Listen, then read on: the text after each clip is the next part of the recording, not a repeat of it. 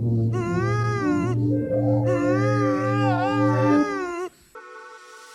it going, guys? My name is Lewis, and welcome back to Discontinued Nostalgia, a series that dives into the past for your edutainment purposes. Today we're talking about a service that'll soon be behind us, the WWE Network. Beginning in 2025, the network will kick off the Netflix era. No, that doesn't mean we're getting serialized Netflix series, although that doesn't sound too far-fetched. Instead, this new deal with Netflix gives the streaming giant exclusive international rights to all WWE weekly shows, premium live events, original series, and upcoming projects. Because of this, many believe this marks the beginning of the end for the standalone network, closing the curtain to what was considered an important milestone for the company. Coming from me, it's insane that the WWE Network is ending, because when this thing launched in 2014, they didn't shut the fuck up about it. I vividly remember an episode of Raw where they said $9.99 an absurd amount of times. But fast forward to today, with all the streaming deals WWE has, the network has become an afterthought to the point where it's not even mentioned at all. Which leads us to today's topic. Join me as we go through episode 5 of Discontinued Nostalgia, the life and death of the WWE Network.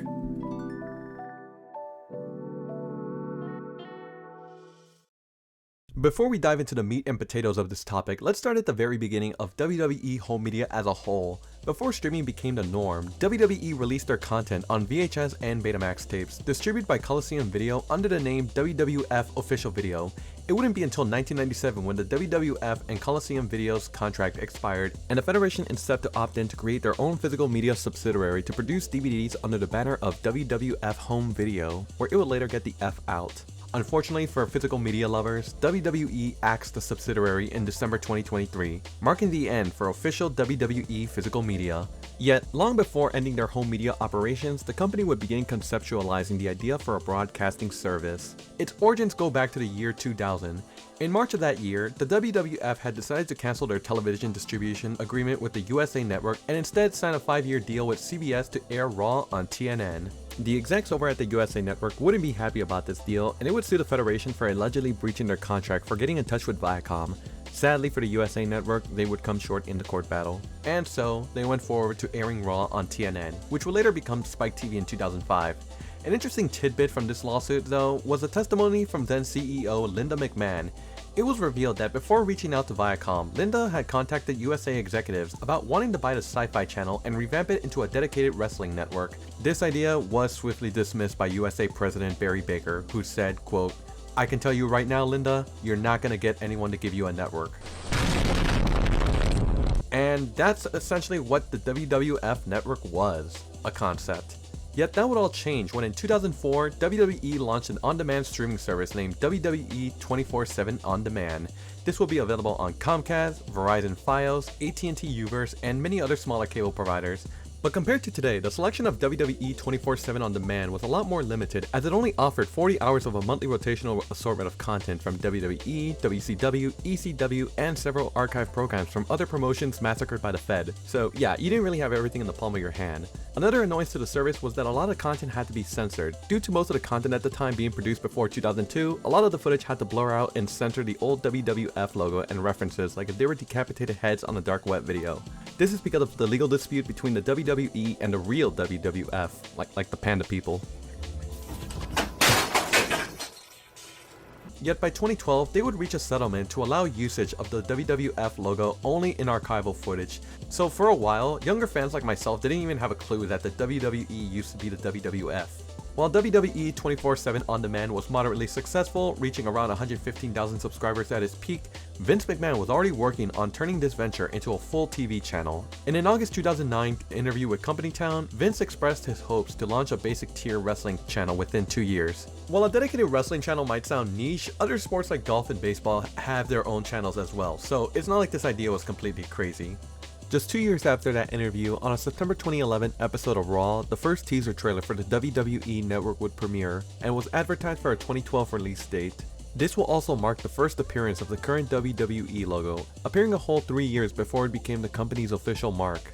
Initially, the network was planned to be a cable TV channel, but due to difficulties in securing agreements with cable providers, they ended up pushing back its release date from April 1st, 2012 to coming soon. WWE Chief Marketing Officer Michelle Wilson would assure fans that there will be a WWE network in some shape or form, And for a while, murmurs of the network would die down. It wasn't until the following year when a Variety article went into detail about the possibility of a fall 2013 launch for the WWE Network as a premium TV channel, akin to something like the NFL Network. But when that time came, there was still no service. After more weeks of delays, in January of 2014, the WWE Network was finally unveiled as a streaming service, similar to that of other platforms like Netflix or Hulu, and was set for a February 24, 2014 launch in the United States. Just a few weeks after its announcement, WWE's other service, now called WWE Classics On Demand, would cease operations at the end of January in preparation for the new network. The network would offer an on-demand library of WWE's ever-expanding archive of old wrestling content, without the censors and blurs of course, and original programming like documentaries and other variety shows. Most famously, WWE would air their live pay-per-view events starting with WrestleMania 30 on the network.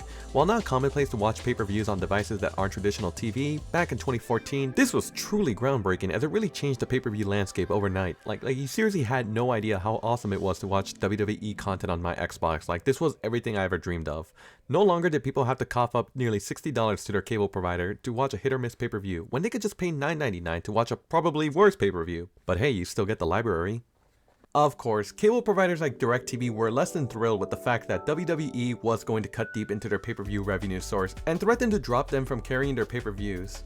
Former owner of the WWE, Vince McMahon, can't believe I'm even saying that, would bite back at DirecTV by saying, "I think it'd be foolish for them not to want to carry the pay-per-views anymore. It's found money for them." Nevertheless, DirecTV followed suit and dropped their pay-per-view lineup following WrestleMania 30, a move in which backfired if I'm being honest. Even with the WWE Network launching, people continued buying pay-per-views in the tens of hundreds of thousands, so it really felt like DirecTV was leaving money on the table. While the presentation for the WWE Network was generally praised for its user-friendly interface and vast library, they would struggle with keeping the subscriber count stagnant. They were hoping for 1 million subscribers by the end of 2014, but it managed to reach only 730,000.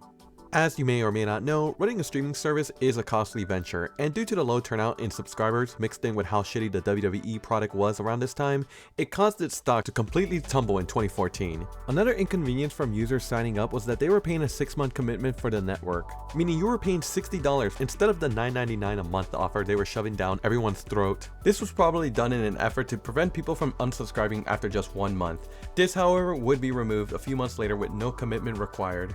As time went on, WWE Network would expand to other parts of the world, and by the second quarter of 2018, the service would hit its all-time subscriber peak of just 2.1 million users.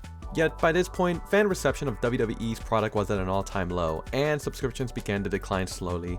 Actually, while we're on the topic of subscriber counts, WWE Network consistently struggled to maintain its numbers, particularly due to its questionable booking and storyline decisions that sometimes led to fan backlash. Some notable examples would have to be back in 2015 during the Royal Rumble, when fans were outraged by the elimination of Daniel Bryan, who at the time was the biggest natural grown babyface in recent years. The backlash was so intense that #CancelWWE Network would be #1 on trending, and have fans canceling their subscriptions en masse. The same would also happen again in 2019 during the controversial Hell in a Cell main event between Seth Rollins and The Fiend, Bray Wyatt, where it ended in a DQ finish. Yes, a DQ finish in a Hell in a Cell match. Not only did they have #CancelWWE Network trending, but fans would also start chanting AEW in the arena. Oh, take me back to those days. To try to stop the drop in subscribers, WWE implemented changes to entice more users, such as improving the UI of the app and introducing a tiered system, which included a free tier with access to select programs. But these efforts were short-lived once they hit the jackpot. In January of 2021, WWE struck a $1 billion deal with NBC Universal, making Peacock the exclusive home for WWE programming in the United States and rendering the standalone network obsolete as of March 18th. This partnership would also dramatically lower the price of watching pay-per-views, which had now been rebranded to premium live events to just $4.99, a 90% decrease from what prices were 15 years ago at that time. This also gave WWE much greater exposure. With over 30 million paid subscribers, Peacock far surpassed WWE Network's subscriber base of fewer than 2 million. In hindsight, this transition arguably helped revitalize WWE's popularity by making its content more accessible to a broader audience. And fast forward to 2024, you can see this move has made the product more popular. Whether the content is really good or not is up for debate, but you can't deny it benefited both parties. Unfortunately for Peacock, the relationship between them and WWE wouldn't last long, as by the beginning of 2024, Netflix would announce that they had become the new international rights owner for WWE programming starting in 2025. Valued at an insane $5 billion, this deal is estimated to last around 10 years, putting WWE on a much larger global platform, which to me just seems like the end of the road for the original network.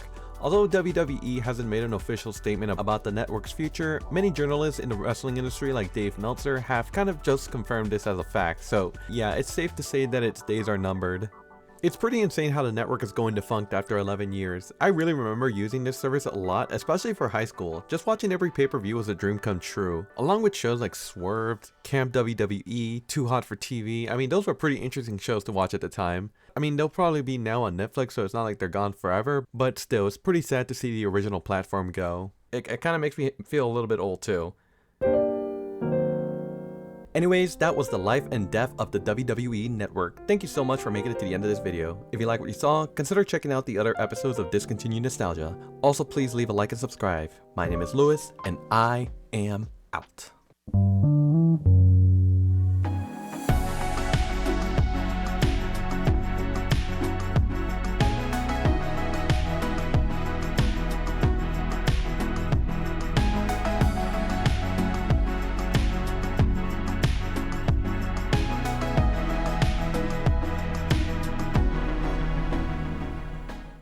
Let you know that Total Bellas is finally on the WWE Network. And this is not an advertisement for the WWE Network. We just really want you to watch Total Bellas on the WWE Network. Because the WWE Network is the coolest thing ever, and you need to watch Total Bellas on the WWE Network. So make sure to tune in to the WWE Network for Total Bellas.